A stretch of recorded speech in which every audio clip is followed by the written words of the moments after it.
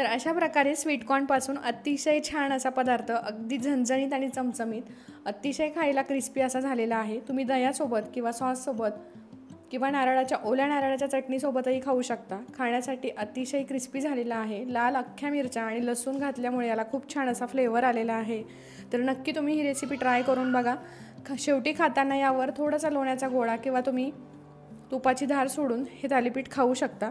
तर नक्की मला कमेंट करून सांगा की रेसिपी कशी झाली आहे। किचन स्टोरीजच्या चॅनलवर जर तुम्ही नवीन असाल तर चॅनलला नक्की सबस्क्राईब करा, लाईक करा, कमेंट करायलाही विसरू नका। तर आज आपण अगदी आपल्या तोंडाला चव येईल असा एक नाश्त्याचा प्रकार बघणार आहोत, किंवा हे तुम्ही रात्रीच्या जेवणासाठी बनवलं तरी देखील चालेल। अगदी छान पोटभरीचा असा हा नाश्ता बनवून तयार होतो। त्यासाठी मला इथे स्वीटकॉर्न लागणार आहे। तर स्वीटकॉर्न मी इथे अगदी छान पाणी जे आहे ते खळखळतं गरम करून घेतलं होतं आणि त्यामध्ये 5 मिनिटांसाठी हे स्वीटकॉर्न जे आहे ते मी वाफवून घेतले होते। तुम्ही इथे बघू शकता अशा प्रकारे मी स्वीटकॉर्न जे आहे ते मऊ असे शिजवून घेतलेले आहेत। फक्त 5 मिनिट ठेवले होते आणि लगेचच काढून घेतले। तर आता हे जे स्वीटकॉर्न आहेत ते आपण मिक्सरमध्ये थोडेसे स्वीटकॉर्न आहे ते आपण मिक्सरला थोडेसे जाडसर असे बारीक करून घेऊ। खूप जास्त बारीक करायचे नाही आहे। तर अशा पद्धतीने आता स्वीटकॉर्न आपण मिक्सरमध्ये बारीक करून घेऊया। थोडं करून घालून मी आता मिक्सरला हे बारीक करून। तर आता इथे तुम्ही बघू शकता जाडसर असे हे जे स्वीटकॉर्न आहेत ते मी मिक्सरला बारीक करून घेतले आहेत। खूप जास्त बारीक करायचं नाही, असं जाडसरच आपल्याला ठेवायचं आहे। तर अशा प्रकारे मी बाकीचे स्वीटकॉर्न जे आहेत तेही मिक्सरला एकदा बारीक करून घेतले। तर आता स्वीटकॉर्न जे आहेत ते मी बारीक करून घेतलेत आणि थोडेसे राहिले होते, तर त्यामध्ये आता मी इथे लाल मिरच्या घालून घेते आहे।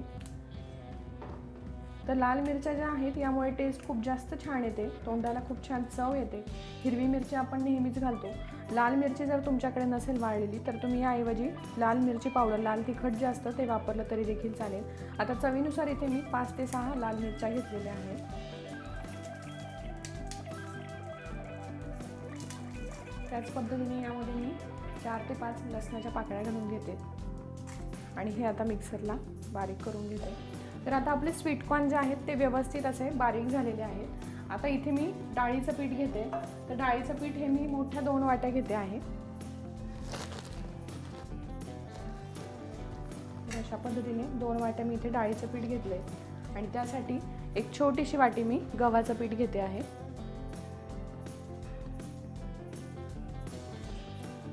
तर आता इथे 2 वाटी मी डाळीचं पीठ घेतलेलं आहे आणि 1 वाटी मी छोटीशी वाटी गव्हाचं पीठ घेतलेलं आहे। तुमच्याकडे ज्वारी किंवा बाजरीचं पीठ असेल ते घेतलं तरी देखील चालेल। तर या पिठामध्ये आता मी 1 चमचा ओवा आणि जिरे पावडर घालून घेते आहे। चवीनुसार मीठ घालून घेते, अर्धा चमचा हळद आणि अर्धा चमचा धने पावडर घालून घेतले। तर आता हे सगळे मसाले आपण घालून घेतलेले आहे। यामध्ये मी लाल तिखट घातलेलं नाही आहे, कारण आपण यामध्ये लाल मिरच्यांचा वापर केलेला आहे।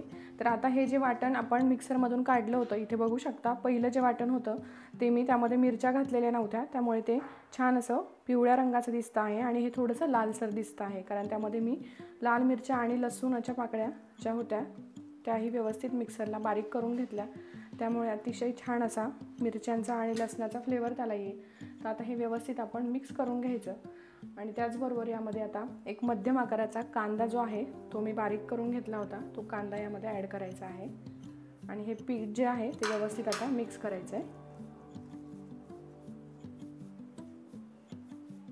तर यामध्ये तांदळाची पिठी वगैरे आपल्याला घालायची नाही आहे, कारण की स्वीटकॉर्न जे आहे ते बनल्यानंतर कुरकुरीतच होतात, त्यामुळे यामध्ये मी तांदळाची पिठी जी आहे ती घातलेली नाही आहे। फक्त बेसन पीठ आणि गव्हाचं पीठ यामध्ये घालून घेतलेलं आहे आणि हे पीठ व्यवस्थित असं आपल्याला मिक्स करून घ्यायचं आहे। तर यामध्ये आता थोडंसं पाणी करून मी ॲड करणार आहे। हे पाणी ॲड करून आपण व्यवस्थित असा हा पिठाचा गोळा बनवून घ्यायचा।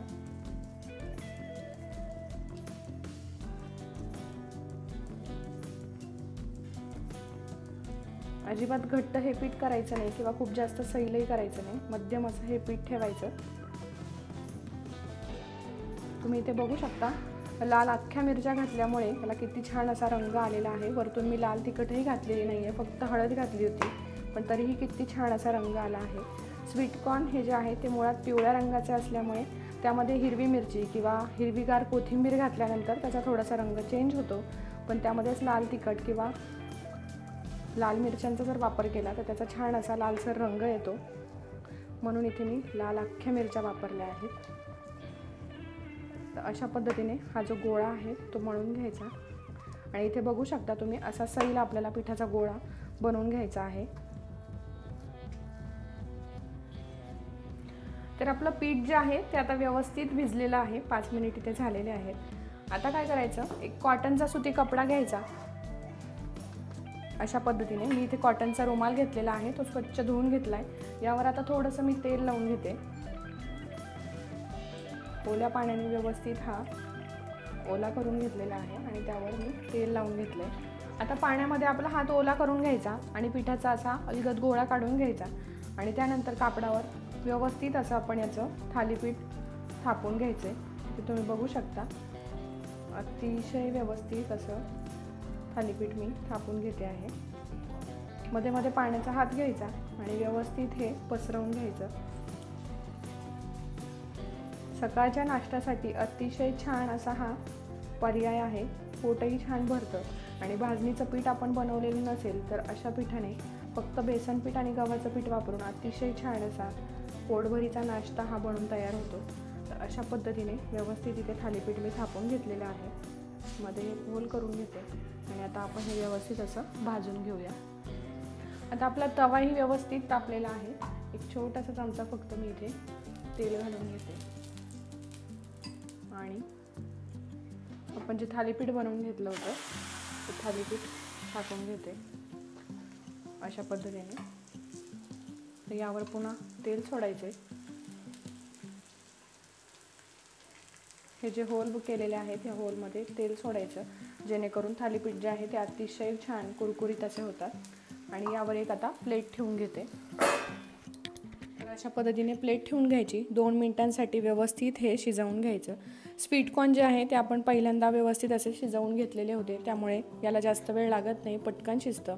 पण थालीपीठ जे आहे ते छान क्रिस्पी व्हावेत म्हणून आपण व्यवस्थित हे दोन्ही साईडने भाजून घेऊ, शेकून घेऊ.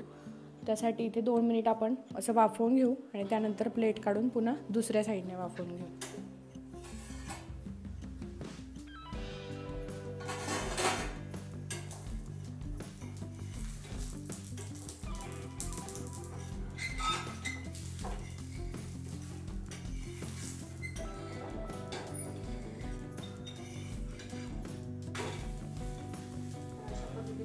थालीपीठ जे आहे ते व्यवस्थित दोन्ही साईडने भाजून घ्यायचं. अशाच पद्धतीने मी बाकीचे जे थालीपीठ आहे ते बनवून घेते. तर थालीपीठ जे आहे ते आपले दोन्ही साईडने खुसखुशीत असे भाजून झालेले आहे. अतिशय मस्त असे क्रिस्पी झालेले आहे. आता मी काढून घेते.